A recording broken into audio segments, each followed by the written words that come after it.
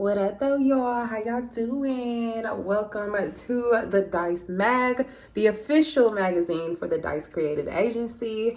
I am Dice, and this is my astrology series, Astro Tea. I believe that you can design your life through innovation, creation, and exploration. Through self-knowledge, self-pride, and self-love, I believe that you can become anything that you place action behind becoming. Now, today we are going to talk a little bit about relationships industry, and we're going to be using Steph and Ayesha Curry's current public display that everybody is talking about for research purposes. Now, I only touch on celebrities who put their relationship on public display. I'm not going to go too deep into people who just be minding their business, okay? Like, some people just be living their life, minding their business. They don't deserve to be on here getting their life debunked, okay? And it's honestly kind of awkward for me, so I have to get comfortable with this, but I'm only doing this for research purposes since I do relationship astrology. I do family astrology and synastry as well, so you guys can actually book that through the Dice Creative Agency site. And yeah, let's get started on Ayesha and Steph. Now, Ayesha was born March 23rd, 1989. She is an Aries sun and a Libra moon, y'all. This woman is enterprising, okay? That's a boss right there. That is a boss right there. Her energy just screams for itself. She also has her Saturn in Capricorn. That's a boss, okay? That's a boss. That girl thought she was going to be an entrepreneur. She thought she was going to be a career woman, like she said, because that's what her energy reads. She's a career woman for sure, but she's also a mother. She's also a wife. And I don't think that she hates those roles. I just don't think that she knew that that's what her life was going to turn into. And that is okay. The way people are coming for this woman for just expressing how she feels. Now, this is what we're going to get into. That Mars in Gemini, baby. Oh, baby, that Mars in Gemini. Oh, that Mercury and Mars combination is insane, okay? Mars in Gemini, people need to just learn when and how to communicate. Honestly, Gemini in general needs to learn how to communicate. You're here to communicate, but you have to learn the art of communication. Okay? The art of communication goes a very long way. So learning how to read the room, learning to understand who your audience is, who you're talking to, because everybody is not a safe space, baby. It's not a safe space to speak on every single thing. I don't think there's anything wrong with how she feels. However, I do feel as though when you have a public relationship and a man with a public image, you do have a responsibility to hold that image up as his wife. And I think that that's her number one issue. Now, the synastry of it all, that Mars in Gemini. Now, Mars is the energy of Aries, which she is already. And Mars is extremely impulsive and disruptive. It's a malefic, right? So malefics can bring destruction and chaos and crazy shit. You know what I mean? So that Mars in Gemini actually sits within Steph Curry's 11th house. Now, I'm not sure if I did a video on the housing systems. I'm going to check to see if I did. And if I didn't, I would be making one. But her Mars in Gemini sits within his 11th house, and it actually conjuncts his Chiron. Now, Chiron is an asteroid. It's not a planet, but it's an asteroid, and it represents the wounded healer, something that is wounded inside of you that you have to heal so that you can heal others. And his is actually in Gemini in his 11th house, and her Mars conjuncts his asteroid of Chiron in his 11th house. Now, what is the 11th house? The 11th house is the house of public community. Is the house of your community. Now, that top left-hand quadrant of the birth chart represents the public. It represents your public. So when a person has a lot of planets in the 10th house, 11th house, even the 12th house, then you can see that there's going to be a certain level of public fame, of public recognition, this, that, and the third, right? With her Mars in Gemini, Mars sitting within the planet of communication, sitting within Gemini, which is ruled by Mercury, that is the planet of communication. She is not only speaking to the women who feel like her, because a lot of women feel like her, okay? A lot of women feel like my girl Ayesha. They do. They feel like they're walking in somebody's shadow, all right? So a lot of women actually do feel like her. But she's not only speaking to her public and to the women who relate to her. But she's also speaking to his public, and she's speaking down on him to a certain degree to his public, and his public is only hearing the insecurities, that Chiron. His public is dragging that girl, okay? Mars ruled women, okay? Mars ruled women bring hate. Like people just hate you. People just hate you, bro. I swear to God, like if you have a lot of Aries energy, I'm an Aries moon, so bitch, I know. People hate you. Please don't. My cat was scratching me. But Aries, Scorpio energy, baby, people just don't like you. I don't know. It's Mars. It brings problems, right? Okay, let's get into it, right? Aries is extremely impulsive, but so is Mars. So when you have Gemini in the planet of Mars, a person does not have control over their tongue. All right? It does not have control over your tongue. So I would just say, just kind of like stay away from the microphones and probably stay away from the topic of your relationship, because it's not everybody's business. And as you can see, it brings destruction, war, and chaos to your life, girl. Just be quiet, girl. Just be quiet. I know in that clip, she even spoke on how she has never been the type to hold her tongue, which Aries in general is not the type to hold their tongue. But Mars and Gemini is definitely not about to sit up there and hold their tongue.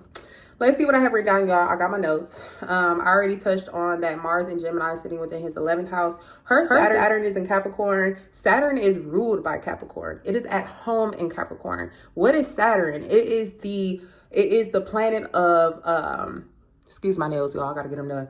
It is the planet of restriction. It is the planet of business. It is the planet of brick and mortar. Okay. It is a boss sign. Okay, Saturn, it's a boss. Capricorn, great for business. I could definitely see why my girl thought she was going to be a career woman. Now, Aries, Sun, Libra, Moon.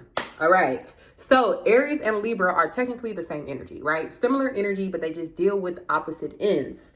And I know that I made a video about the opposite signs. I do not call them sister signs. I actually call planets that share the same ruling planet sibling signs. And I know that I explained that. I don't know if I explained that on YouTube. I know I put that on my TikTok. I'm gonna bring that over to YouTube so that you guys can understand my concept of sibling signs and not sister signs. So the opposite signs that sit 180 across from each other. Aries and Libra sits 180 across from each other, and they're pulling from each other. So it's the same energy, but it's two sides of the same token, where Aries represents the self. Aries are here to be selfish. They're self-centered. They're not selfish. They're selfless. They'll give you their shirt off their back, but they're here to do whatever the fuck they supposed to be doing. Okay, they're not really here to be worried about nobody else, to keep it real. Okay, now Libra is the opposite. Libra deals with partnerships and relationships. And with that Aries sun and that Libra moon, there could be some type of conflicting energies. It's conflicting, right? You want to be this person. You want to have your own sense of self, but that Libra moon says, but I feel comfortable.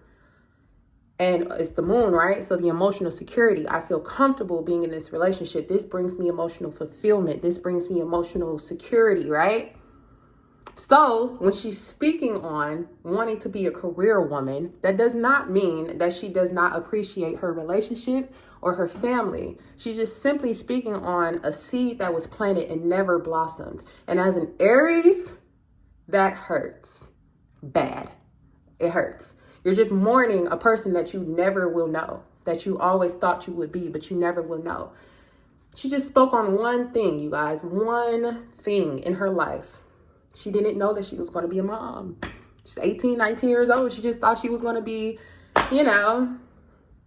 whatever she thought she was going to be. And life just went a certain type of way. And I'm sure we all can relate to something like that. Because all the women are like, we feel you, girl. We hear you, girl. All the men are like, pray for Curry. They're like, pray for Steph. Steph is okay. He's all right. He's fine. He probably got like 3 other bitches. Like, he's fine. Okay, he's fine. Now, granted, I do think that she do need to just be the fuck quiet. Like, I do just be quiet. Just stop talking, girl. You're talking too much, girl. You're talking too goddamn much. Another thing about Aries, intent versus impact. Okay, Aries, intent versus impact. I don't care what your intentions are. What was your impact? I don't care what your intentions were. What was your impact in a person's life? And you can't just, oh, well, those weren't my intentions. But that's what was the impact, though. You see what I'm saying? Oh, that's not what I was trying to do. Okay, but that's what you did. Okay? Aries, y'all could be a little dense sometimes because you are impulsive and you don't think before you act or think before you speak. Especially with that Mars in Gemini. Now, I do not know her birth time, so I can't get a full accurate representation of her chart. I said her Saturn is in Capricorn. Now, Steph's Mars actually conjuncts her Saturn. And when Mars and Saturn conjunct, it could be good, but it can also bring a certain level of destruction to the person's Saturn. The Mars can bring destruction to a person's career sometimes, or it can catapult it, which I think it did. I know, if I could remember correctly, she had like her own like kitchenware line or like a food business. I don't remember. I should have looked that up before I did this video. But I remember seeing her on talk shows and stuff. And with that Mars in Gemini, with that Mars in Gemini, she should be on talk shows talking about her product, talking about her business and not her relationships. Okay? Shh.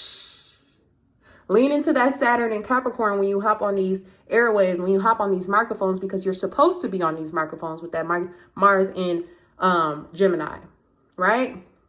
And again, I don't know where it lays in her birth chart, but she's supposed to be in front of the public speaking, but she's talking too much and in the wrong direction, okay? Her Mercury and her Venus actually conjuncts, Steph's sun as well as his north node. So to a high degree, she's a part of his destiny. She's his identity is a part of who she is, and vice versa. Especially with that north node conjunct sun. Now Steph, Saturn is also in Capricorn. His Mars is also in Capricorn, which is a very, very, very good placement for business. Oh my God, great.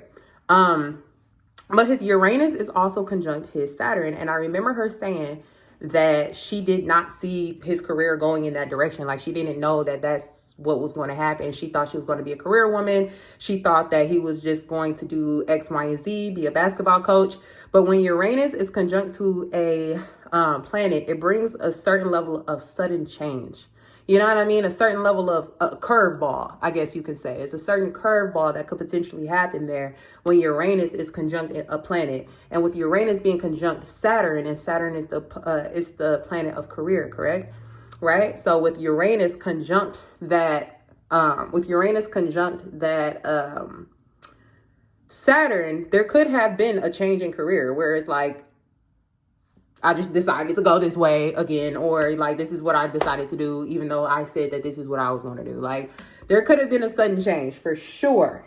Oh, their Jupiter's conjunct in Taurus. Both of them have Jupiter in Taurus, and I think it's at a very close degree. So like Jupiter conjuncting, that's good. Not only are theirs conjunct in their synastry, in Steph's chart, his Jupiter is conjunct his Venus, and Venus is the planet of love, right? So he definitely brought stability and definitely brought a certain level of expansion through their relationship. Jupiter expands anything that it touches. It brings gifts. It brings luck. Jupiter is the ruler of Sagittarius and Pisces. It just brings luck. So with both of their Jupiters coming together, this is a relationship that is fruitful. This is a fruitful relationship, especially with his Jupiter conjuncting his Venus and his Venus conjuncting her Jupiter. So she loves her relationship. This is a comfortable relationship. Both of them have air moons. I know that Steph is a Aquarius moon and she's a Libra moon. That's both air signs. So there's a certain level of understanding between them in certain areas of their life, even if there are other, issues. But yeah, I think that's all I got so far. But again, this is only for research purposes. I am not here to judge nobody's life, nothing like that, because quite frankly, what astrology shows you is that we are all flawed and a little fucked up. Okay. Yeah. Okay. So Miss Ayesha, much love to you. All the women understand what you're saying. But Anyway, shout out to y'all for sticking through. I love y'all. And make sure that you guys like, comment, and subscribe. I need to get to 500 followers, y'all, or 500 subscribers on YouTube so that I can actually link my products to my page. Speaking of my products, I'm sorry, check out the Dice Creative Agency if you guys want to support this channel and support my work. This is a way for you guys to do it and also receive something tangible instead of just donating. Or you can just donate. And that way I can continue with this research. I can continue with this channel. And you guys check out my Astro T series on the dicecreativeagency.com. Again, I have work on there. You could book an astrology reading, a synastry reading, a relationship synastry reading, a children and mommy and me or daddy and me synastry reading. And I got y'all. So thank y'all so much for joining me on another episode of Astro T. The tea about the solar system, aka the system of your soul. Dice out, baby. Let's go.